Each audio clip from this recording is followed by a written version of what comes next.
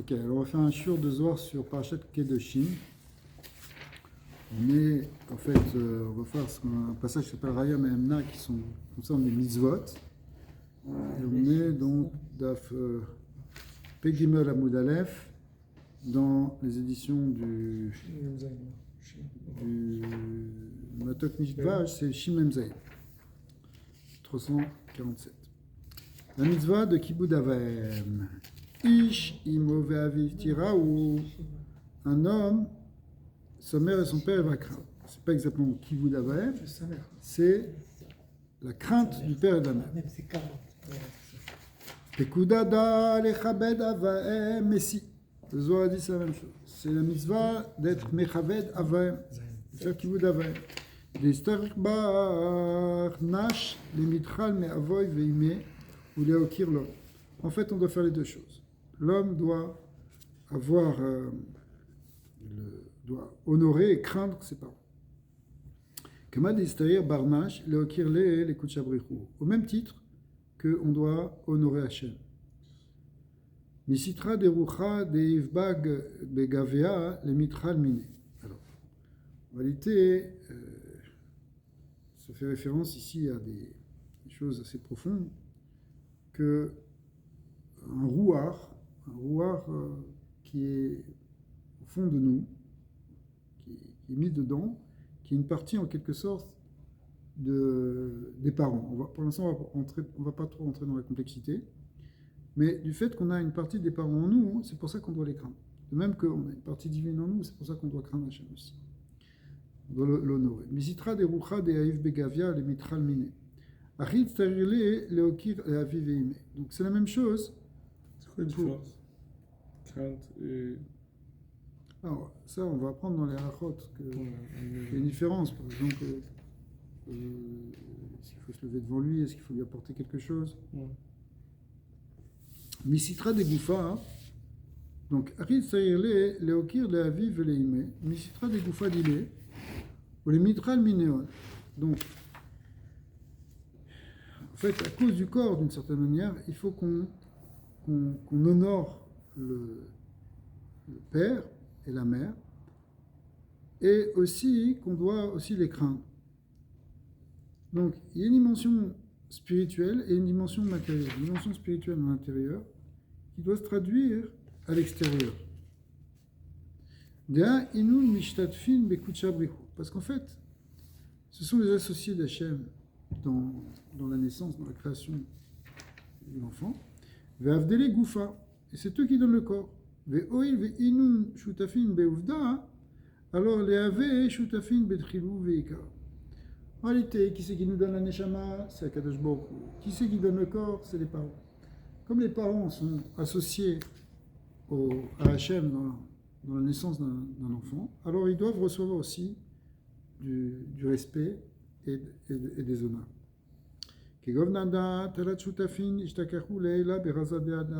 Donc on voit qu'effectivement, quand Adam Arishon il a été créé, il y avait trois associés. C'est quoi? Adam Kadma, Afalgav de Goufa d'Ile avait Meafara. En vrai, on pourrait se poser une question. Lui, il n'avait pas de parents véritablement, il n'y avait que Hachem pour lui. Puisque son corps il a été fait de la terre, pas venu dans le ventre d'une maman. Oui. Lav Meafara de Achava. Mais en réalité, il n'a pas été créé du Afar Gashmi. C'est-à-dire de la poussière au sens matériel du terme. Et là, Meafara Debe Mikdasha Leila. En fait, il a été pris de la poussière qui était de la terre, de la poussière qui était dans le Bet Hamikdash Shel Ma'ala. Ouais. C'est-à-dire, on appelle dans le Olama Yitzira, puisque lui était dans le Olama Asiyah.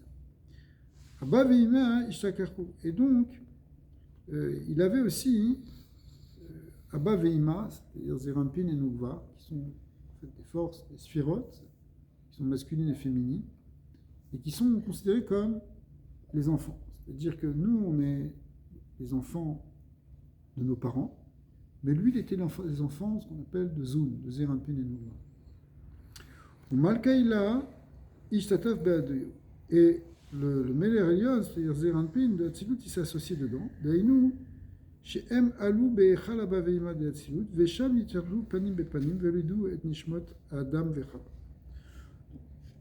Puis Kabbalah, ça veut dire qu'il y a eu plusieurs parsoufim qui sont intervenus, dont les parsoufim qui s'appellent Abba Veima. Donc, Zun a fait remonter au niveau de Abba Veima, Veshadarbe Rucha de Chaye Veidbare. Et il lui a mis un souffle de vie qui lui a donné cette vie. C'est ça qui est marqué, Vaipar Be'apav Nishmat Rayim, il a insufflé dans son nez Nishmat Rayim. Ve'adam le Nefesh Raya, Ve'az Nivra Adam Arishon Be'olam Hazeh. Alors, c'est pas très clair, on va essayer d'expliquer un peu plus. Dire que le Zohar est en train de dire qu'il y a eu aussi un processus de naissance d'Adam Arishon. Adam Arishon, il est né par un processus d'union entre des sphirotes, on appelle Abba Veima, c'est un peu une voix qui représente le lien de Aliyah de Maïnovine, mais dans certains endroits c'est marqué qu'il est banim les zones, et puis là on voit qu'en fait Zazon, il faut remonter jusqu'à un niveau qui s'appelle Abba Veima, qui vont être Molid Adam Arishon. Et du coup, il y avait aussi, on peut aussi parler de trois choutafim, trois associés. C'est quoi trois associés? Ici, c'est Abba Veima et aussi Arian Pin ou le Ensof. C'est pourquoi l'homme il doit craindre Akadosh Baruch Hu, les mindra, les avoy, les imé, il doit craindre son père et sa mère. En d'autres termes, le Zohar nous dit que c'est pas des micrés, par hasard, que bon, on doit honorer nos parents parce que bon, ils sont plus grands que nous, ils connaissent plus que nous, après tout, ils sont occupés de nous. C'est pas seulement ça, c'est que c'est un modèle qu'il y a dans la création. C'est que dans le modèle de la création, en fait, il faut qu'il y ait à la fois un père et une mère, même au niveau purement abstrait, spirituel, au début même de la création, et un troisième élément, qui est en fait un élément divin qui unifie les deux. Parce que ce qui veut dire pour nous, quand notre père et notre mère, ce qu'on a dit au départ, parce que c'est eux qui nous donnent le gouffre, alors qu'Akadosh Baruch Hu, il donne le neshama. Mais en réalité, c'était déjà comme ça dès le départ. C'était qui le père et la mère? C'était quelque chose de spirituel, des forces. Ça s'appelle Abba Veima, c'est-à-dire Chochma et Bina. La Chochma et Bina sont vus comme un Av et M. Donc, ça veut dire c'est des forces d'engendrement. Nous, on apprend dans le Tanya souvent que le fait de faire fonctionner la Chochma et la Bina et de les unir tous les deux, c'est molide, ça va générer du da'at, ça va générer des midot. La bina, c'est matriciel, c'est ce qui développe. C'est le côté féminin, exactement. Alors, ce modèle-là, on voit qu'il est depuis le début de la création. Parce que, pour dire, le machin, lui, il n'a pas de mitzvot, de kibbud avim, puisqu'il n'a pas de parents. Mais en fait, sa naissance aussi, elle reflète aussi d'une union, elle relève d'une union qui ressemble à l'union de deux parents avec Akadosh Baruch Hu. Besitre Torah, Adam Kadma lo avalé me ay al maklo. En réalité, on a appris dans les Sitre Torah que Adam Arishon, il n'avait rien de physique, il n'avait rien de olam hazé. Il n'était pas quelqu'un qui était comme vous et nous, un corps matériel comme ça. C'était Chad Sadik Avad Shimusha Benugva. Sadik Chad Shu Yesod Dezad Yitzhara Asa Shimush Benugva Shiva Malchut Yitzhara. En réalité, il est venu d'une union de sphirotes, d'une union de force divine. Vetavid Me'ou Shimusha Gufachad. C'est ça qui a produit un corps. Nieru Dile Yatir Mikolinu Malachin Shelichan Leila. Donc, la lumière qui se dégageait de Adam Arishon, elle était plus grande que tous les malachim qu'on peut trouver en haut. Vekad, il brillait plus qu'un malach, parce qu'il venait justement d'une union séphirotique à un niveau de Yetzira, de Asiya, mais une union de Séphirot.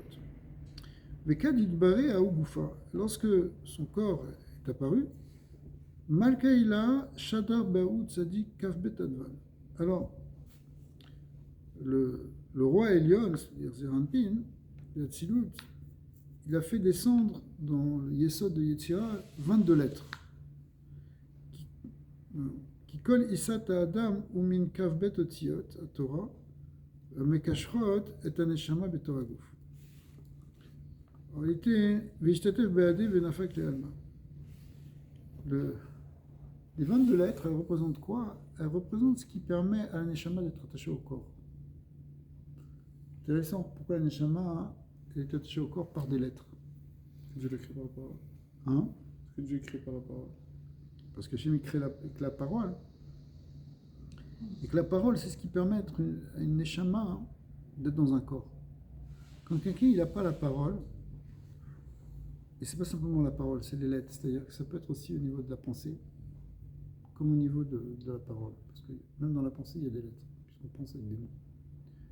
Quand tu vois par exemple quelqu'un qui n'a pas ça, je sais pas, qui a une maladie, un autiste sévère ou quelque chose comme ça, sa neshama n'arrive pas à rester dans son corps. Pourquoi le corps il se comporte mal, ou il se comporte de manière déréglée?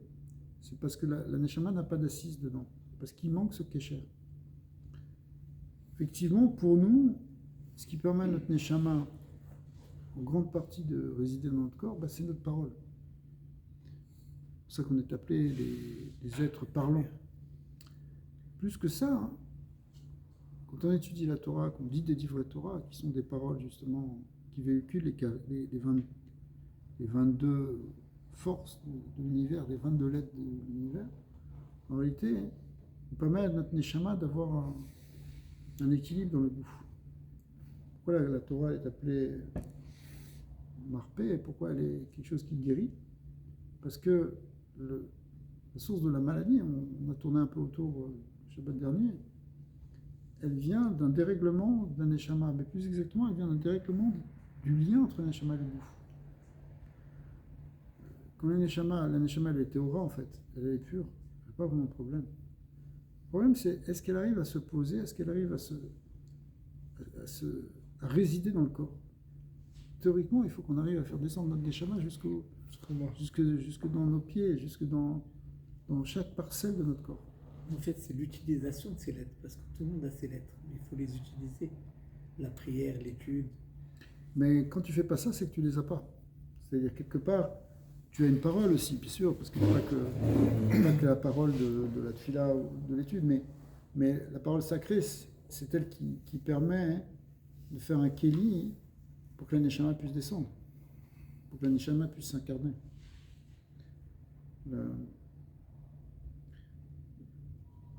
Dans le Sphère de Sira, il y a marqué qu'il y a le Brit Mila et le Brit Amao.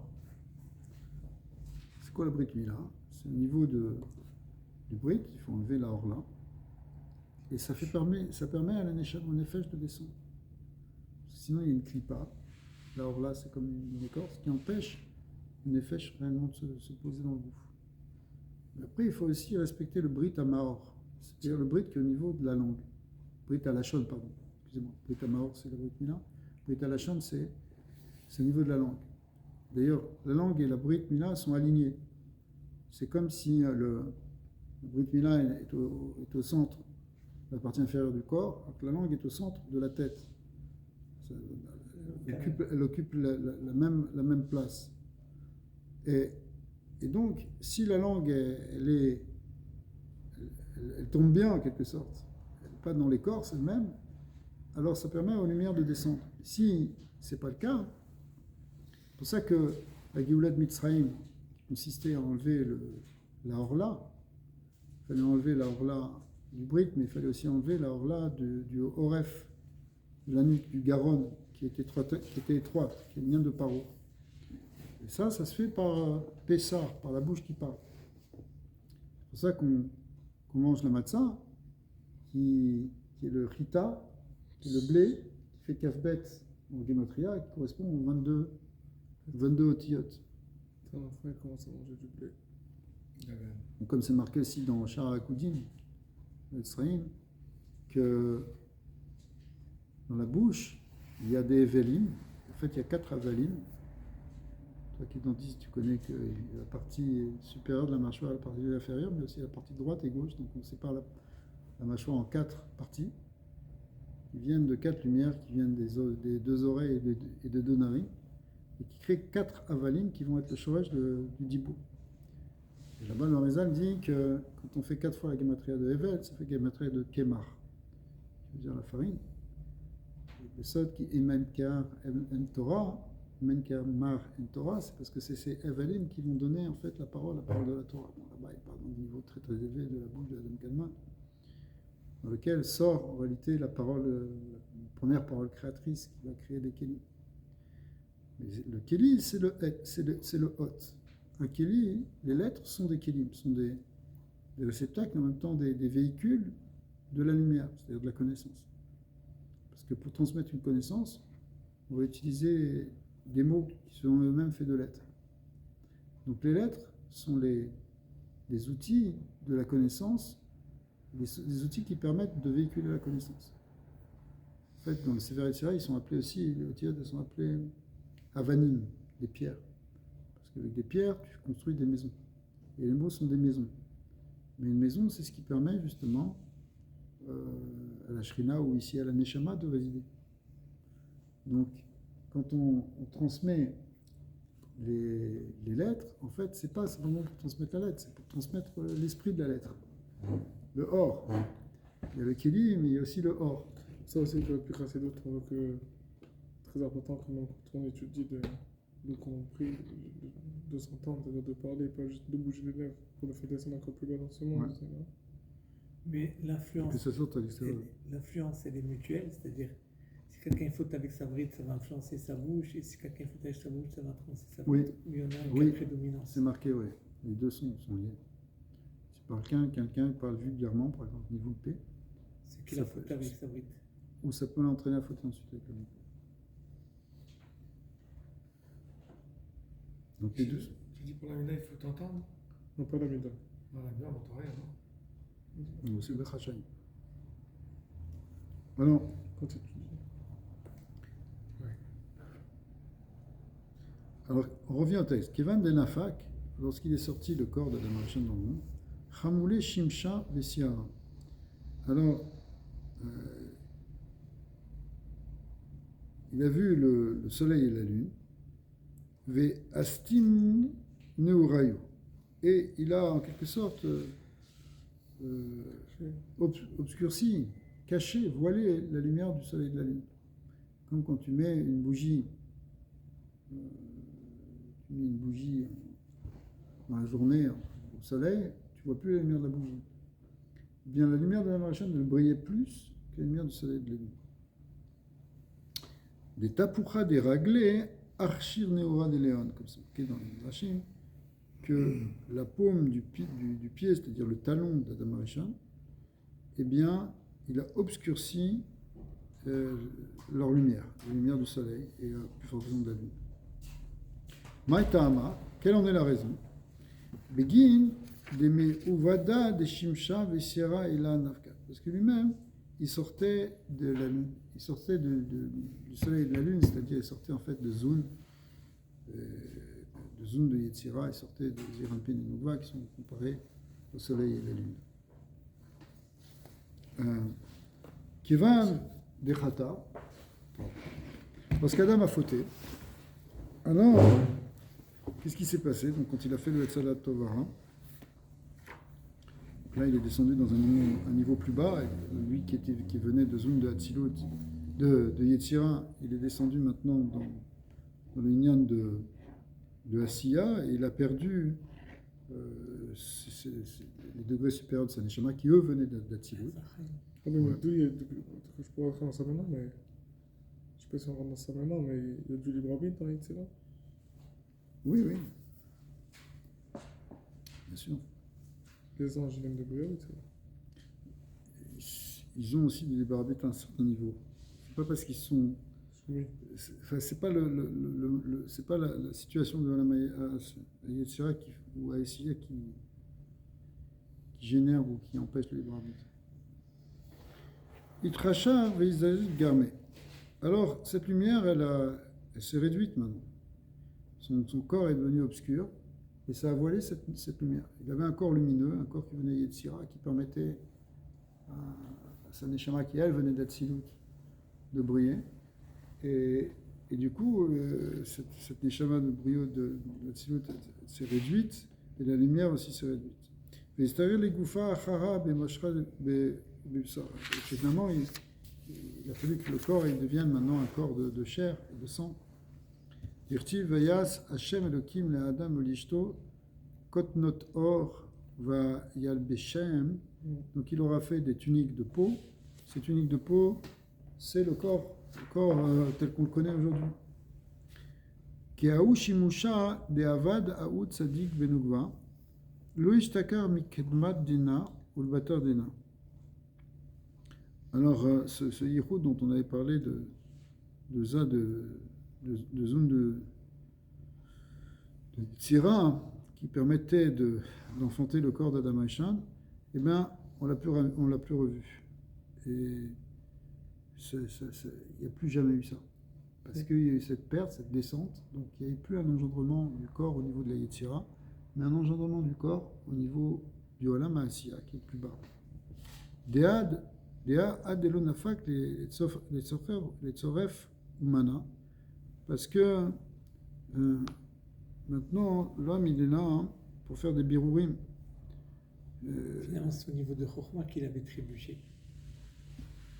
Oui, il a posé une mauvaise action, donc une mauvaise pensée. C'est le Etzadat Tovara, oui. C'est intéressant parce que le Etzadat Tovara aussi il est lié avec le problème du Brit, comme on voit dans plusieurs midrashim. On voit aussi que c'est lié avec le Lashon Hara, comme on le voit dans Chumash lui-même, puisque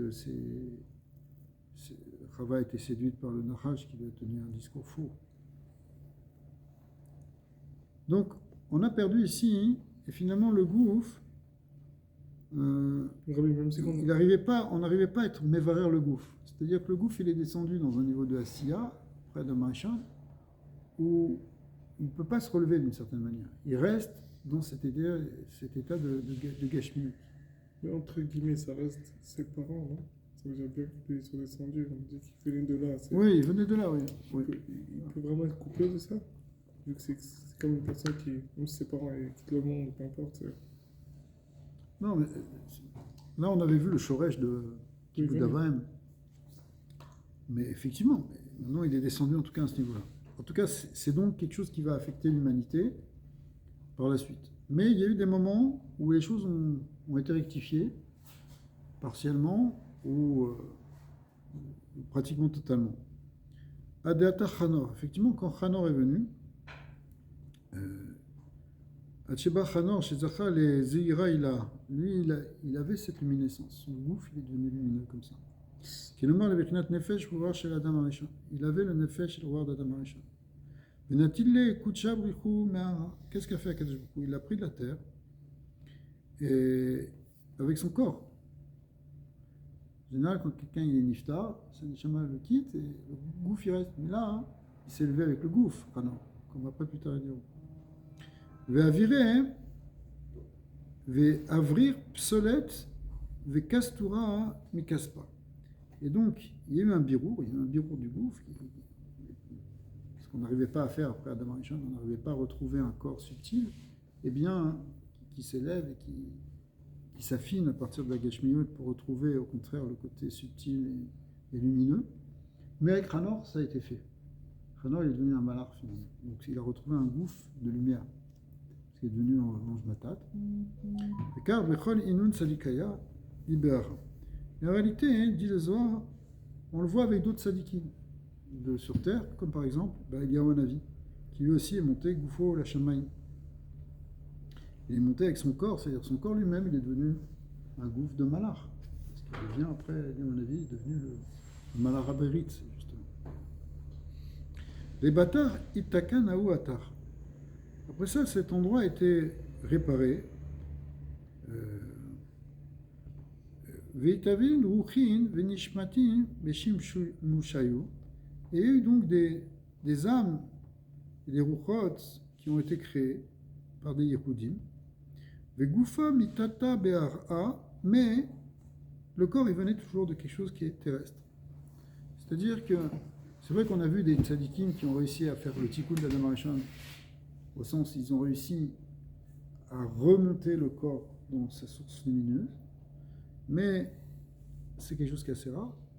Et à part ça, hein, ce qui reste, c'est que le gouffre, il va venir de la matière maintenant. Même chez la plupart des tzadikim, le gouffre, il vient de la matière, mais simplement, il y a des grandes âmes qui peuvent redescendre, comme l'âme au départ de Adam Rishon qui était aussi très élevée. On peut retrouver des âmes qui sont très élevées, qui vont venir par des Yehudim, par des kavanotes spéciales. Ve'alda, Shutafu de Leila Vetata Barnash Ateleana. Et donc, effectivement, c'est ce qui se passe, c'est que on retrouve cette idée qu'il y a Shlosha Shutafim, il y a 3 associés dans la naissance d'un enfant, les parents qui amènent le côté matériel, mais aussi, il y a aussi le grand Neshama qui peut descendre, une grande, une petite Neshama. Mais vous savez, les mitral, les inun Shutafim, ou les kirlon, Kemadetma, et donc c'est pour ça qu'on doit avoir Kivu de parce que comme ça, en réalité, voilà, donc c'est le niveau de Kavod Avaim, c'est parce que on a des parents qui sont aussi des gens corporels et qui nous donnent un corps aussi physique. Alors qu'au départ, tout se faisait au niveau Rouhani, c'était quelque chose, un corps subtil qui était donné par des forces divines au niveau de la Yetzira. Et puis, Adam Rishon a perdu ça. Ça a été retrouvé partiellement par certains tzadikim, mais de manière générale, ça ne se passe pas comme ça. Ça se passe des parents matériels qui donnent le corps matériel et qui s'associent avec le bon Dieu qui lui va donner la neshama. Et quand ils décèdent, ils n'ont plus de corps matériel, nos parents. Non, Quand ils se décomposent, et pourtant leur fait encore qu'il d'Avraham, les kaddish, les autres choses qu'on peut leur dédier. Donc même leur force spirituelle aussi, elle nous donne une force spirituelle. Ouais. Mais ce qui... Mais, ouais, tu vois ce que je veux dire? 100%. Mais si tu veux, le pipchat, c'est que on les honore parce qu'ils nous ont donné un corps. Même si eux, maintenant, ils n'ont plus le même corps. Parce que la Neshama, elle reçoit quand même un corps lumineux aussi quand elle monte là-haut. Elle reçoit un vêtement qui est tissé par les mitzvot que la personne a fait dans ce monde. C'est ça qui fait son vêtement. Et donc, le père et la mère, ils continuent d'exister, même s'ils n'existent plus dans le corps physique. Donc on les honore, mais on les honore toujours même après leur départ de ce monde, mais toujours par rapport au fait que justement, c'est eux qui nous ont fait descendre la vie en nous, la vie physique. Quelque part, il y a une logique parce qu'on honore plus nos parents que nos grands-parents et encore moins nos arrière-grands-parents. Parce qu'on n'a plus ce lien de corps direct. Ouais. On honore nos parents, mais le grand-père, il y en a, on ne sait même pas c'est qui notre grand-mère. C'est-à-dire que si on les honore un petit peu, c'est vrai qu'il y a, c'est pas la même chose, pas la même mitzvah, mais c'est parce qu'ils ont donné le gouffre à nos parents qui nous ont donné un gouffre. Donc de ce point de vue-là, c'est eux qui nous ont permis d'être sur Terre en fait. C'est pour ça qu'il faut les honorer et les respecter. Parce que ils se sont placés dans une chalchelette qui nous ont amenés jusque-là. Donc il faut que tu connaisses avec cette chalchelette, cette chaîne, il faut faire preuve de... Est-ce que c'est aussi au présent ça veut dire que quand tu honores tes parents, c'est comme ce processus, il arrive au présent, ou c'est juste comme dans le passé, tu es connecté à ce processus, même au présent, qui te donne la vie dans le groupe et tout ça?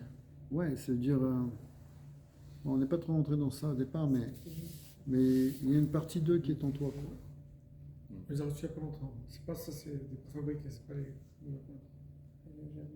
sont bien. Baruch Adonai L'Olam, Amen, Amen.